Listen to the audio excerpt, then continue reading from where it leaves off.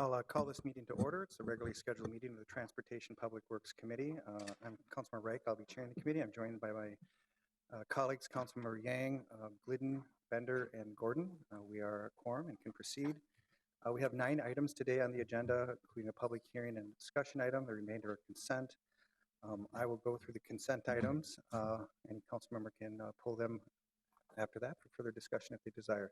Item 2 is receiving and filing the 2016 paving program report. Item 3 is a contract amendment with the University of Minnesota for water distribution system research. Item 4 is the car sharing program, and that's setting a public hearing for February 2nd, 2016 on the following ordinances, amending the Minneapolis Code of Ordinances. And it's Title 13 and Title 18 as listed. Item 5 is the Xerxes Avenue South Alley Reconstruction Project designation and setting a public hearing.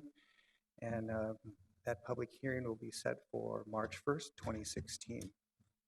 Item 6 is the quarterly submittal traffic zones, restrictions, and controls for the fourth quarter 2015, and we'll be receiving and filing that report. Item 7 is the bid for Hennepin-Lyndale Avenue reconstruction, and that's accepting the low bid of Meyer Contracting Incorporated for an estimated expenditure of $10,227,254.25 to do that project, and that'll be referred to Ways and Means Committee. Item 8 is a bid for small diameter sanitary sewer cleaning, and that's accepting the low bid of Vortec Hydro for the amount listed, and that will be referred to Ways and Means. I'll move out all items unless there's someone who wants to pull an item. See none, all in favor say aye. Aye. Dissenting name. Those items are approved in committee, and we now can go to our first public hearing. Good morning, Director Gaki. Good morning, Mr. Chair. The first item here is the 38th Street reconstruction, and prior to the public hearing, we'll have Chris Engelman, who is our project engineer with the Transportation Engineering and Design Division, make a presentation.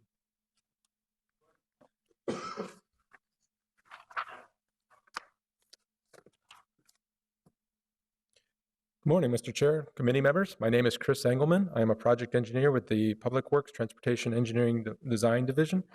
I am the project engineer for the 38th Street East Reconstruction Project. The 38th Street East Reconstruction Project is a proposed project between Hiawatha Avenue and Minnehaha Avenue on 38th Street East. It's a full reconstruction, so it's the whole roadway, new pavement, curb, gutter, sidewalks, ADA compliant pedestrian ramps, storm drain inlets, signing, striping, and other related items and work are considered for this project. The reconstructed will continue to carry the two-way traffic and add a bike facility in each direction. Parking will be removed for the roadway section, and the proposed street width is 32 feet, except in configurations near the Hiawatha Avenue where the road configuration is already established. We're here today to ask to pass a resolution ordering the city engineer to proceed and do the work and adopt special assessments in the amount of $171,730.88. Pass a resolution requesting the Board of Estimate and Taxation to authorize the city to issue and sell the assessment bonds, and pass a resolution ordering the city engineer to abandon and remove any areaways in conflict that are in conflict with the project. I'm happy to answer any questions you may have.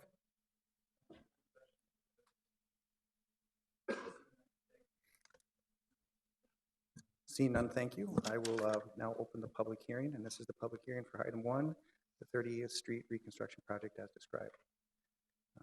Anyone wish to come forward? Anyone signed in? Seeing none.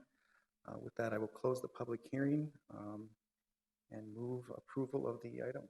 Is there any further discussion? Seeing none, all in favor say aye. Aye. Dissenting name? That carries. Thank you very much.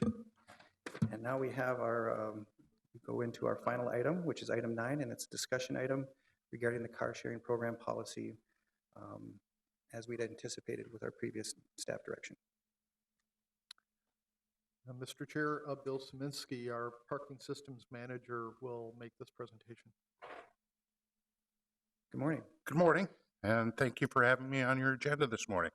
I wanted to update you on our car share program since the last update we had in this committee on November 10th. If you'll bear with me, I've got some repeat items for the benefit of those that are just kind of tuning into the issue. Some of this is very familiar to you. And then we'll go on to what we've been doing since our last meeting and get into the details of the meat of the policy and ordinance that we're proposing. As you're all familiar with the different car share models that we've been talking about, round trip, where the car is picked up by a customer at a reserved space and the trip is ended when it's returned to that same space. The station-based, which is similar to the round trip in that it uses dedicated reserved spaces, but in groups, where the car can be picked up at any station and the trip ends when it's returned to any other station. And the one we're very familiar with that was used by Car2Go is the point-to-point floating model, where the service area contains all the vehicles and the trip starts when a vehicle is picked up and then ends when it's dropped off anywhere within the service area. And the one we're not as familiar with, but we will be dealing with this, is the peer-to-peer model, which is primarily personally owned vehicles shared in a co-op fashion among known users. So on November 10th, when we last talked, the pilot program had ended. We'd had some time to start analyzing the data that we've been gathering during the pilot program. And we looked at some of the lessons learned in talking with the car share companies and with the advisory committee and others about the pilot program, and kind of going for a direction on where we wanted to go in the future with it.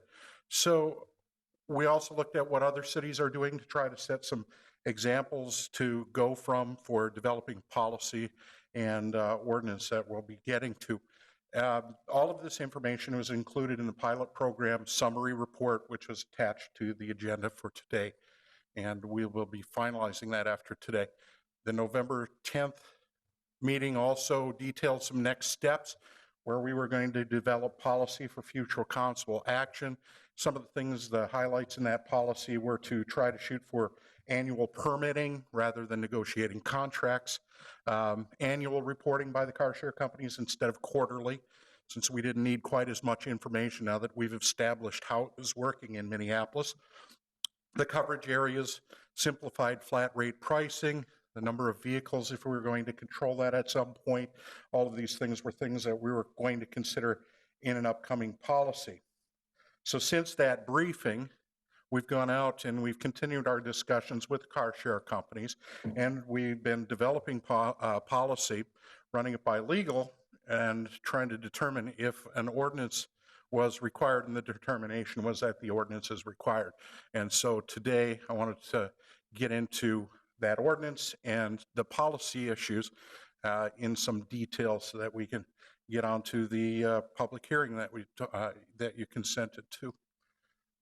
So if it was just a policy and we were just issuing permits with the application process, you give us the application, we give you the permits. If it were that simple, we wouldn't need ordinance, but because we're going to be working on some details of how they do their business and doing some regulation with the policy, we're required to have that in ordinance. So what we're going to get into is how those regulating issues are involved.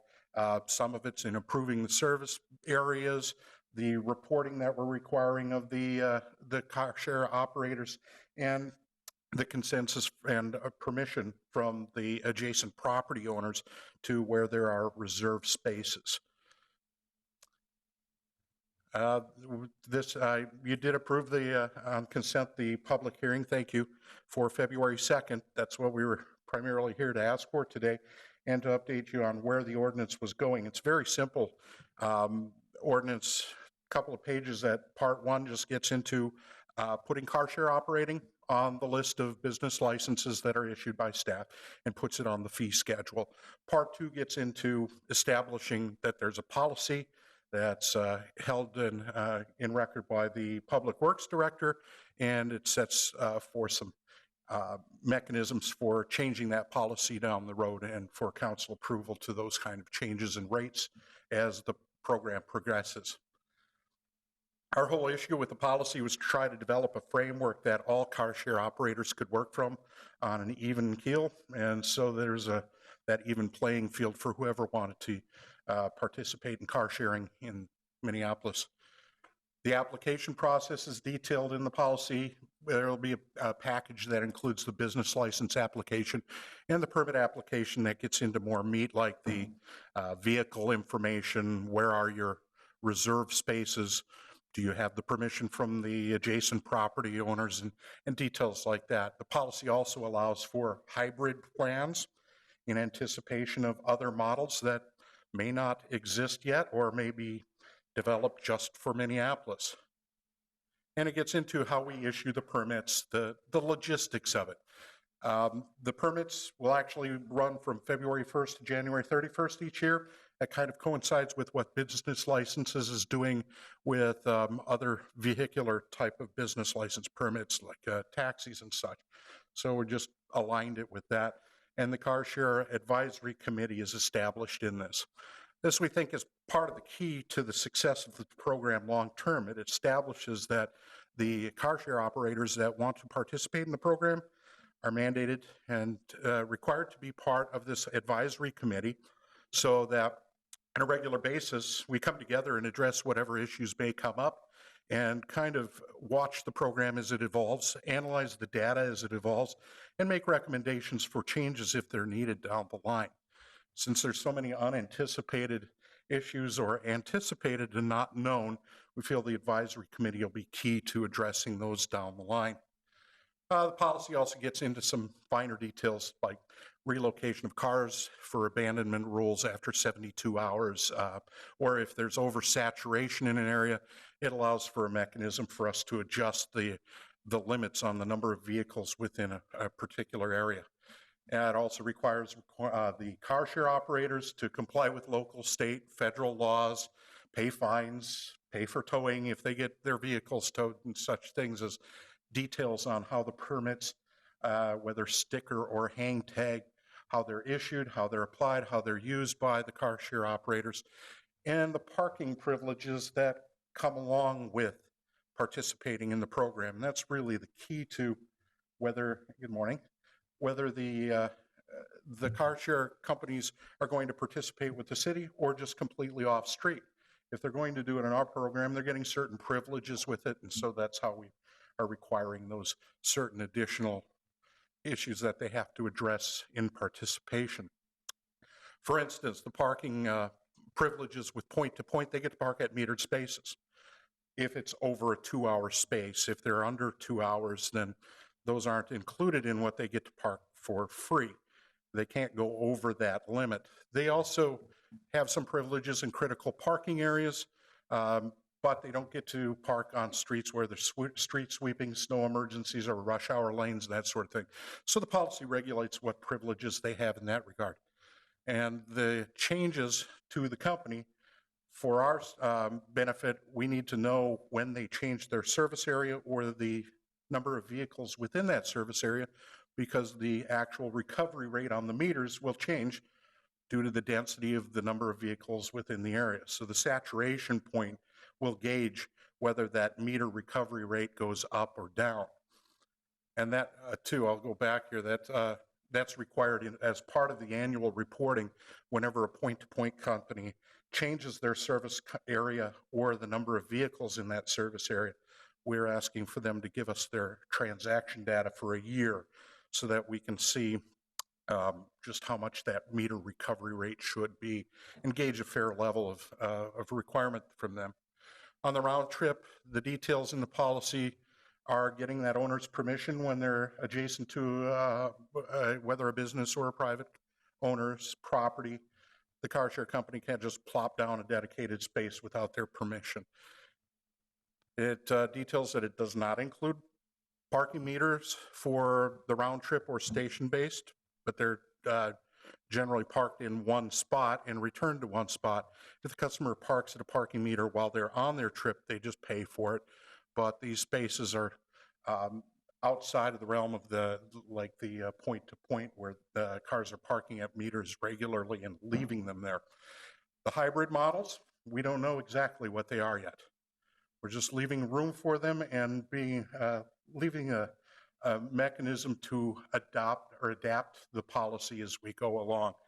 Peer-to-peer, we don't know where that will be involved yet either, but What we're including in the policy is that if a peer-to-peer company wants those on-street parking privileges and they want to participate in the program, they've got to follow the rest of the rules just like the other car share operators. As we mentioned, the reporting from the car share companies would only be annual and not as much data as you see in the pilot program summary report that we handed out. Now that we have a bit of a direction, we don't need as much, so we won't require as much. And we talked about this other thing with the areas changing. They have to give us transaction data for a year. So we've got a very brief and a shortened version of a flat rate structure that makes it very easy to understand. When you're looking at the point-to-point structure, there's two levels. Either they're covering citywide, as in A, or they're not. And we're establishing here that if they're not going to be citywide, their service area needs to be 67% or greater. And so the pricing structure here has for the meter recovery, this $680 was based on what the actual rate was during the pilot program in calculating at $680. So that doesn't change between the two different service areas, but what does change is the number of CPAs that are included. The critical parking areas during the pilot were priced at $12.50 each. We're saying we'll set those at the visitor permit level of $10 each if they're covering the whole city. If not, it's $25 per vehicle per CPA that's included in their service area. And for the round trip and station-based, it's about $100 a space for most of the spaces, unless there's a metered area. If they're parking where there was once a meter and we're removing a metered space for it, they pay 80% of the space value calculated on the same kind of basis as we're using for valet spaces and for calculating the value of other spaces throughout the city if they displace that meter. So that's it in a nutshell. The policy also gives us some room for growth in the future and to adapt as we go. We don't know what the hybrid models or the peer-to-peer may ask for. We don't know if we need to control saturation. And while we're anticipating there may be equity issues, we're not quite sure what those are yet, so it's kind of hard to pin those down, but we have that ability to address them as we go and to change the policy with council's approval down the line. And you've already set the public hearing, so that's, again, I thank you for that, and that's all I have for right now, Mr. Chair. Thank you. Thank you for the presentation. Just a quick question, if I'm correct, at this point in time, we're not contemplating an aggregate cap on, be it per category or overall multiple category aggregate numbers at this point in time? Not yet, no. First, we haven't actually seen the proposals from Car2Go, one of the largest carriers that's actually working now. So we don't know exactly what they're pitching or what their density or their saturation point is from their intention. Mm-hmm. And some of this, again, like other things, we'll find out if we start getting citizen complaints that there's 10 cars parked in their neighborhood and it's oversaturated, then we can address that through the advisory committee. And the policy allows for the Public Works Director to actually set saturation limits if needed. And our current operators are our universe of operators. We don't have any new operator on the horizon. We've had interest from others, but nothing specific as of yet. Thank you. Councilmember Bender. Thank you, Mr. Chair. I had a related question. I think it makes great sense to move from the contract model to this permit model that you're proposing. Could you describe what would happen if a new operator came to town and how they would go through that process for the first time to get a permit to operate, and how would their proposal be evaluated? Sure. You know, I would expect that the first thing they do is call me and I have a bunch of questions to answer. And I would guess that their first step with the policy would be to pick up an application package.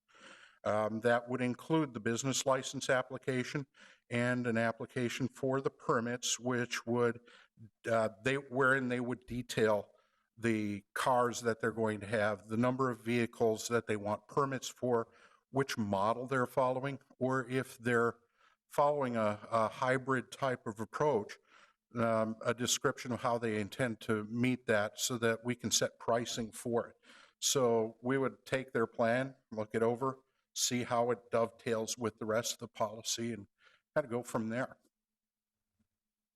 Thank you. And then since we had discussed it, you went over it in your presentation, but so since Car2Go is moving, is sort of transitioning their business model, could you talk about how that is evaluated through the permit? So you've created a financial incentive for companies to serve this larger city area.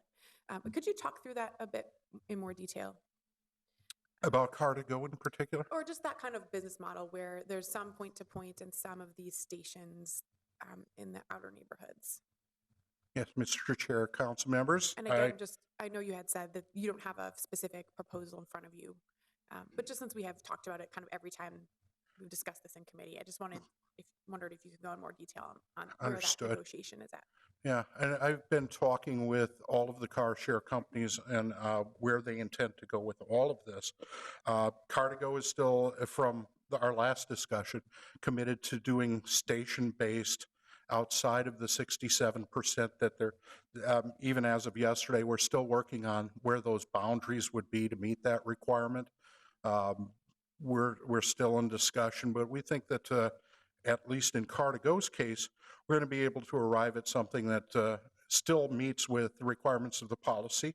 And a key to all of this, too, is that whatever they get, we'd have to be able to offer to any other car share company. So we want to make sure that it's even and equitable no matter what it is that's applied. But we want to make sure that it fits in with the policy as well. Does that answer? Okay, thank you. Thank you. Councilmember Yang? Thank you, Mr. Chair. With regards to this, once the policy takes effect and the car sharing programs or companies out there decide that they're going to not cover the whole city, I mean, what recourse do we have? Can we do anything to incentivize them to cover the whole city? We can. Mr. Chair, council members, we've got the mechanism to change the policy if it's necessitated. But we have to consider all of the car share companies at one time.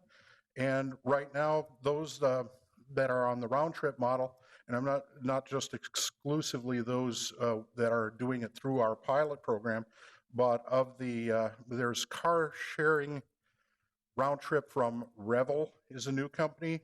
Zipcar, which is all off-street at this time, and our car.